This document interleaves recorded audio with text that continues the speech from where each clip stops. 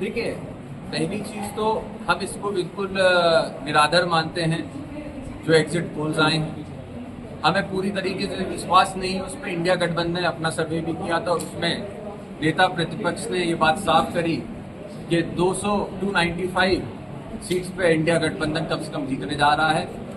और मुझे पूरा विश्वास है कि कल जब मतगणना होगी, जब काउंटिंग कंप्लीट हो रही होगी, उस समय पे उस 295 के आंकड़े को भी हम लोग पार करके जाएंगे।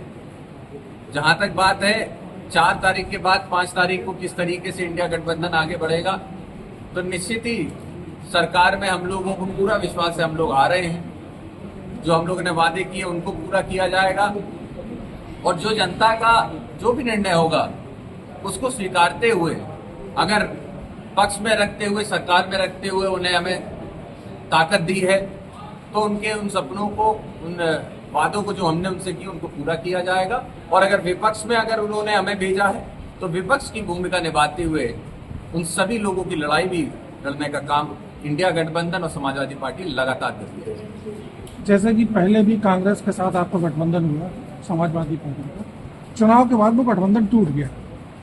अगर सपोज की आपकी सरकार इंडिया गठबंधन की नहीं बनती है, तो जो इंडिया का जो गठबंधन है, जो अलायंस है, वो यथावत रहेगा या फिर अलग अलग हो जाएगा? देखिए, इंडिया गठबंधन सिर्फ 4 तारीख तक के लिए नहीं बना था। अपने मुद्दे हैं, अपनी हमारी बातें, अपनी हमारे वादे हैं, और हम तो इस बात को बिल्कुल स्वीकारते नहीं कि कहीं भी इंडिया गठबंधन की सरकार नहीं बन रही है। हमें पूरा विश्वास है सरकार बन रही है।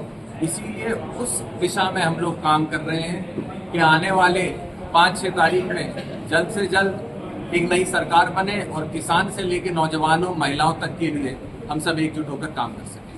जिस तरीके से एग्जिट पोल आए उसके बाद लगातार जो विपक्ष है वो एग्जिट पोल को झुठला रहा है।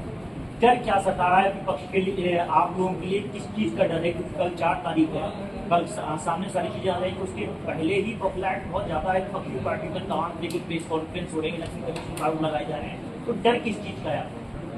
देखिए, डर सबसे बड़ा इस बात से साफ दिखता है सत्ता पक्ष को है कि जहां पे